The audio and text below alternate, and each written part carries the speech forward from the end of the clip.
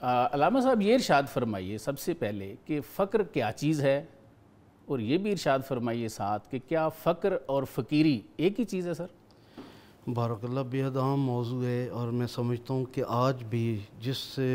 دنیا کے اندر ہم زندہ ہیں، یہاں نیکی اور بدی کی بھی کشمکش ہے، افراط و تفریط ہے، امیر اور غریب کی بھی جنگ آپس میں جاری ہے۔ سر ایسے ماحول کے اندر فقر محمدی سے آگہی بہت ضروری ہے صلی اللہ علیہ وآلہ وسلم۔ فقر اور فقیری دونوں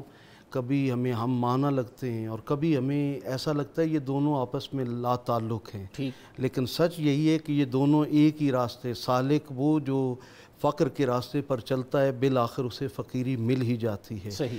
فقر کا جب لفظ آتا ہے تو لوگوں کے ذہنوں میں تنگ دستی آ جاتی ہے، لوگوں کے ذہنوں میں یہ آتا ہے کہ مفلس، نادار، غریب، جس کے پاس کچھ بھی نہیں ہے، اور لوگ اس سے گھن محسوس کرتے ہیں، لوگ اس سے دوری اختیار کرتے ہیں۔ لغت میں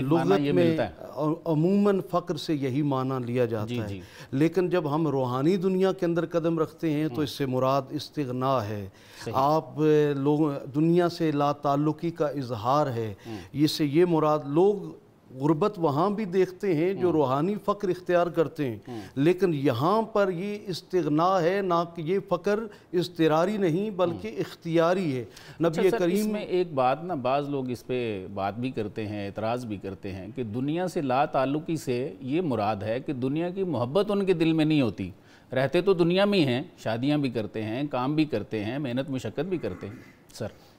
حضرت ضیاء الامت جسٹس پیر کرم شاہ لدری رحمۃ اللہ علیہ نے فرمایا تھا کہ دنیا سے تعلق مرغابی کی، پرندے کی طرح رکھو۔ وہ سارا دن پانی میں آ کر کھیلتی ہے، کبھی ادھر غوطے لگاتی ہے، کبھی ادھر غوطے لگاتی ہے، لیکن شام کے وقت جب واپس جاتی ہے تو اس کے پروں میں ایک بھی پانی کا قطرہ نہیں ہوتا، اور بڑی آسانی سے اڑان بھرتی ہے۔ تو دنیا میں رہتے ہوئے دنیا کو استعمال کرنا، اللہ کی نعمتوں کو، یہ شرعاً ممنوع نہیں ہے، لیکن اس سے استغنا کی کیفیت یہ ہو کہ تمہارے اندر ایک پانی کا قطرہ، محبت نہ ہو، وہ کیفیت اپنے ساتھ نہ ہو۔ نبی کریم صاحب الاولاق صلی اللہ علیہ وآلہ وسلم ارشاد فرماتے ہیں کہ لو شئتو، اگر میں یہ چاہوں کہ جناب میرے ساتھ پہاڑ سونے کا بن کر چلنے لگ جائے تو اگلے ہی لمحے پہاڑ میرے ساتھ سونے کا بن کے چلنا شروع ہو جائے گا، لیکن الفقر و فخری، میرا فقر میرا فخر ہے، اور میں نے یہ خود اختیار کیا ہے۔ آقا کریم صلی اللہ علیہ وآلہ وسلم نے ارشاد فرمایا اوتیت خزائن الارض والسماوات، اللہ نے زمین و آسمان کے خزانوں کی کنجیاں مجھے عطا فرمائی ہیں، لیکن کاشانہ نبوت پر 3 مہینے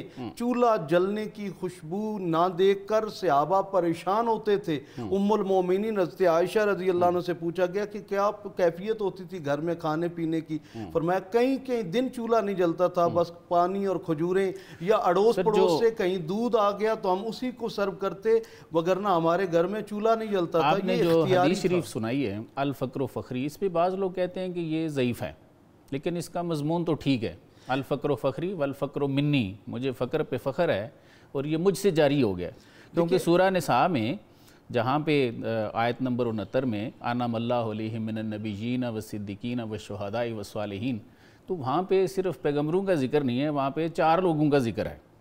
تو نعمت تو آگے جاری ہے، والفقر منی والی بات تو سمجھ آتی ہے، تو لوگ اس کو پھر ہے تو قرآن کے مطابق، اس کو ضعیف پھر کس طرح کہتے ہیں؟ دیکھیے آقا کریم کی ظاہری حیات طیبہ میں ضعیف سے مراد ہوتا ہے کہ راوی کے اندر کہیں سکم موجود ہو، لیکن حدیث کے لفظوں کے اوپر کبھی کسی محدث نے بحث نہیں کی، کسی نے جرح نہیں کی۔ یہ بڑی باریک بات ہے، سمجھنے والی۔ آقا کریم کا کیا کردار، حضور کی کیا زندگی مبارک، سیرت طیبہ اس حدیث سے میچ کرتی ہے، تو لمحہ لمحہ ہمیں حضور نبی کریم کی زندگی میں فقر اتنے عروج پر نظر آتا ہے کہ یوں لگتا ہے کہ آپ کا نفس مبارک ہر وقت اللہ سے جڑا ہوتا ہے، دنیا سے بے نیاز ہیں، اور استغنا کی یہ کیفیت ہے کہ کاشانہ اقدس پہ 3 دن چولہا نہیں جل رہا، اور عطا کا عالم یہ ہے کہ جو آتا ہے ایک لفظ نہیں ہے کہ تیرے لب پہ نہیں ہے، جو مانگنے آتا تھا حضور نبی کریم اسے عطا کرتے، کبھی سوالی کو خالی ہاتھ نہیں بھیجا۔ ایک چھوٹا سا سوال ہے سر،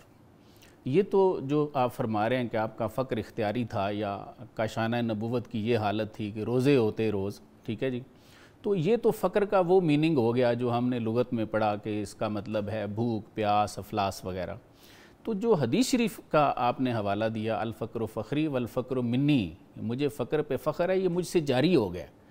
تو وہ تو نعمت کی طرف اشارہ ہے، اس پہ کچھ ارشاد فرمائیں کہ یہ پھر فقر کی جو نعمت ہے یہ کیا چیز ہے؟ دیکھیے جب انسان دنیا سے لا تعلق ہوتا ہے، من کان للہ کان اللہ لا، جو کائنات سے کٹ کر مولا کا ہو جاتا ہے، مولا فرماتا ہے میں ساری کائنات سمیت اس بندے کا ہو جاتا ہوں، ٹھیک ہے، پھر ہم انہیں اپنی معرفت بھی دے دیتے ہیں، قرب بھی دے دیتے ہیں، عرفان ذات بھی عطا کر دیتے ہیں، پھر وہ اس منزل پر ہو جاتا ہے کہ جو ان کے قریب جاتا ہے انہیں خود اذا رؤو ہو ذکر اللہ، جب ان پہ نگاہ پڑتی ہے تو اللہ کی یاد آتی ہے۔ 18 ذی الحجہ کو وہ فقر محمدی منتقل ہوتا ہے، ہاتھ میں ہاتھ ڈال کے حضور اعلان کرتے ہیں من کنت مولاہ فہذا علی مولاہ اللہم وال من والاہ، اے اللہ میں جس کا مولا ہوں، علی بھی اس کا مولا ہے، اور جو علی کو اپنا ولی مانے مولا تو بھی اس کا ولی بن، اور جو ان سے بغض رکھے تو بھی ان سے نفرت فرما، ان سے لا تعلق ہو جا۔ اس سے سر ایک بات سمجھ آتی ہے، کیا اس سے مراد تو کوئی باطنی نعمت لگتی ہے جس کا آپ نے اعلان فرمایا، تو کیا اس سے نور شرح صدر تو مراد نہیں ہے؟ اگر یہ نور شرح صدر کی نعمت نہ ہوتی تو 1.25 لاکھ صحابہ کے درمیان اس کی اناؤنسمنٹ نہ ہوتی۔ سبحان اللہ، اور پھر یہ فرمایا کہ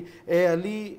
حق ساری دنیا کو حکم دیا کہ تم نے حق کی پیروی کرنی ہے، اور حق کو حکم دیا تم نے علی کی پیروی کرنی ہے۔ اس کی وجہ یہ تھی کہ وہ عرفان ذات مولا کائنات کا مقدر بنا کہ جو پیدائش کے لمحے سے لے کر دیدار مصطفیٰ سے لے کر آخری لمحے تک ذات مصطفیٰ سے جڑے رہے۔ ایک ذات ایسی تھی خدا کی اس کائنات میں امت محمدیہ کے پاس جو ذات مصطفیٰ کی صورت میں جو فقر کے اعلیٰ ترین منصب پر فائز تھے، اور حضور نے سلسلے کو روکا نہیں ہے بلکہ اپنے ماں باپ ولایت کے سلسلے کو جاری کر کے یہ بتا دیا ختم نبوت کا تاج تو میرے سر پر ہے، لیکن ہدایت کا چراغ ولایت کی صورت میں صبح قیامت تک جاری رہے گا، اور یہ چراغ جلے گا کن ہستیوں کے ذریعے جو راہ فقر کو اختیار کریں گے۔ سبحان اللہ۔